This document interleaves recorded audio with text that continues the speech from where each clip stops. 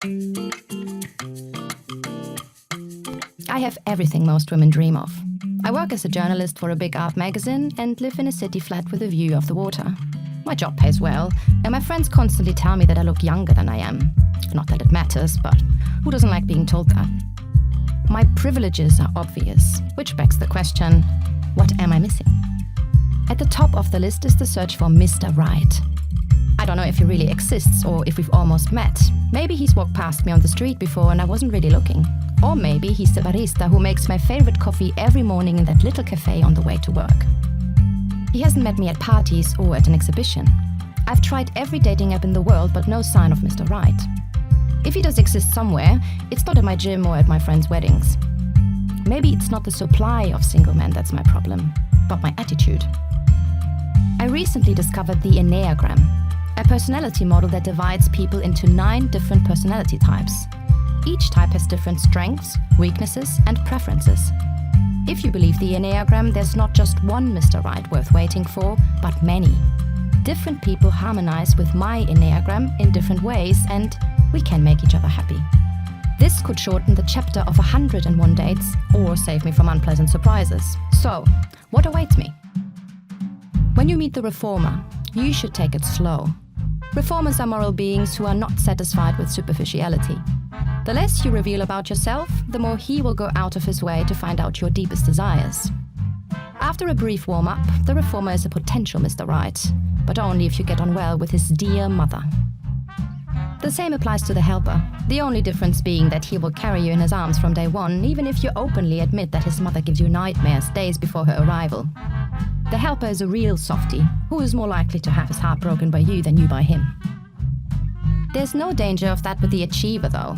He is married to his career and only becomes aware of you when you share his interests, or if you simply are more successful than he is. So whilst you may appreciate his bank account, the problem is the dream holiday he'll never find time for. If he does ever buy plane tickets, though, at least it'll be to the Maldives. The individualist won't be happy with a spontaneous trip to the tropics. For him, it's more likely to be a walk in the park on his doorstep, but only if he's willing to leave the protection of his 4 walls. Individualists are introverted, sensitive, and quiet. The advantage is he lets you put yourself first, and if you don't mind dramatic interludes and handwritten love letters, a real win-win situation awaits you with him. If, on the other hand, you're more into cool characters who seem to know everything and have everything under control, then the investigator is your Mr. Right. He loves women with intellect and strength of character. He's the perfect mirror because the stronger you are, the more he will try to be indispensable to you. Just like the loyalist, who loves fixed routines and needs a feeling of security. For him, you are the greatest adventure, but only if you stay within his comfort zone. If you don't overlook this humble and dedicated man, he could be Mr. Right or a very clingy admirer. Then there's the enthusiast. He's the life of the party, the one who makes everyone laugh and with whom you experience something new every day. Picnics on the roof, hiking in the rainforest, or a sailing trip across the Atlantic. It becomes more difficult when you run out of jokes or are simply looking for stability. Besides, you won't be the only woman who finds him charming and who he finds attractive. That leaves the challenger. He's the boss and only Mr. Right until someone says otherwise. Challengers go out of their way to be noticed, and that goes for love too. He may seem strict and will always have problems controlling his temper, but he will always fall for you, if you make the right argument. Speaking of the right arguments, the last Enneagram type is the peacemaker, and he always has the right words ready.